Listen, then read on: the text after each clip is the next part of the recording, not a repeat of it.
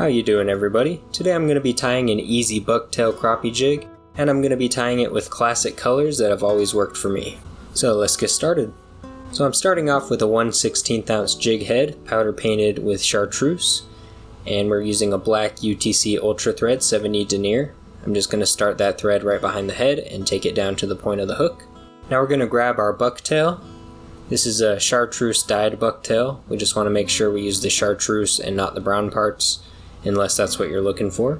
So we're going to get a little clump of that, just cut it right off, and it's good to go. If you have any fibers that are significantly longer than the rest, you'll want to pull those out just so they're not in the way. With bucktail, you want the tail to be longer than if you use other tail materials like marabou, so I'm just going to make this one a little longer than the hook itself. I'm going to pinch it right there at the point of the hook and just tie it down really tight. You want to pinch it so that the hair fibers just stand right on top of the jig. So we're just going to tie that up to the head with really tight turns. Once you get it up there, you can cut the remaining bucktail fibers.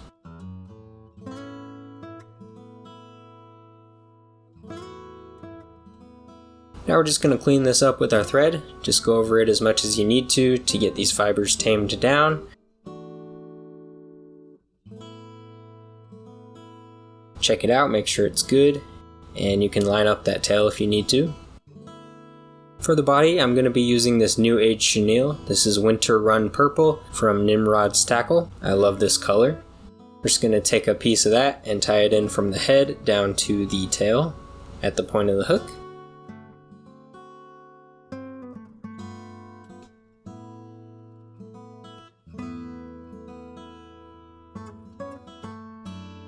Now we're going to start winding this chenille. You want to start with it perpendicular to the hook shank, and then, as always, just make sure you press each turn against the last to make sure you get a nice tight body.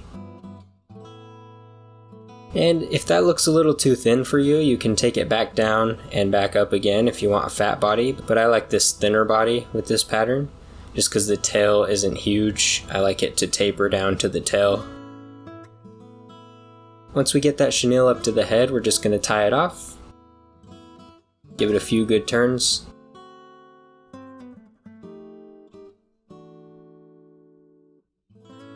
Then you can cut that butt section. And now we're going to whip finish. Just get the whip finish turns right up against the head of the jig and do a 5 or 6 turn whip finish. That'll keep it held together nicely. Okay, you can pull the thread tight and cut it off.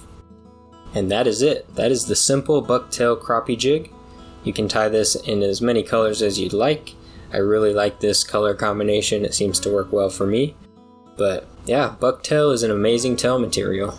So tie some of these up for yourself and see if you like it. Now I'm going to get it wet to show you what it looks like. As you can see when it's wet, the tail fibers adhere together a bit, sort of like marabou, but in the water, it doesn't even look much different than when it's dry. So when you jig it and have tension on your thread, it'll look more like this.